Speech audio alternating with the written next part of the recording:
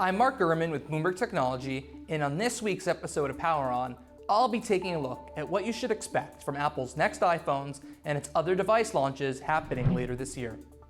Apple's planning 4 new iPhones, upgrading the existing 5.4-inch and 6.1-inch screen sizes on the regular phones, and the existing 6.1-inch and 6.7-inch screen sizes on the Pro phones. The updates this year will be more on the modest side after major changes were launched last year as part of the iPhone 12 with 5G. This year, the biggest change will be to the notch. That's the area at the top of the display. For the first time, Apple will be shrinking that.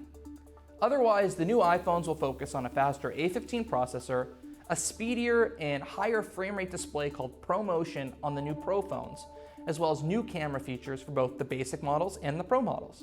For the Pro phones, Apple's planning a new higher quality video format called ProRes. That will make it much easier for video editors to really get the most out of their footage recorded on an iPhone. For consumers, Apple's planning 2 major new features. One is called cinematic video. That's basically portrait mode, but for video instead of photos. That means when you take a video of an object, it will appear sharp at the forefront and blurry in the background. That makes a really cool effect for most people, and now this is going to translate over to video. The other new feature is called Photographic Styles. That will use AI to improve the colors, highlights, shadows, and other elements in your photos using artificial intelligence, like a souped-up filter system.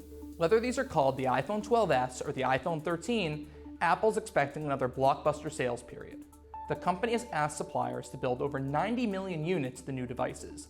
That means it's really expecting great feedback and strong sales of the new devices.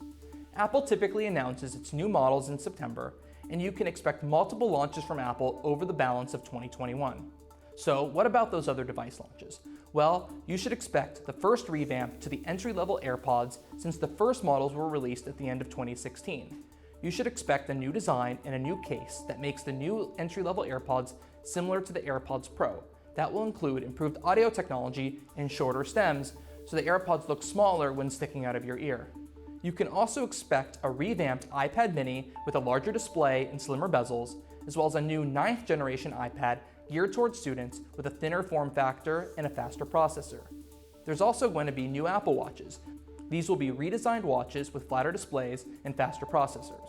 And lastly, what I think a lot of people, including myself, are very much looking forward to are the first high-end MacBook Pro updates in several years, including new M1X processors, a revamped design, as well as a MagSafe charger system. I'm Mark Gurman. This is Power On.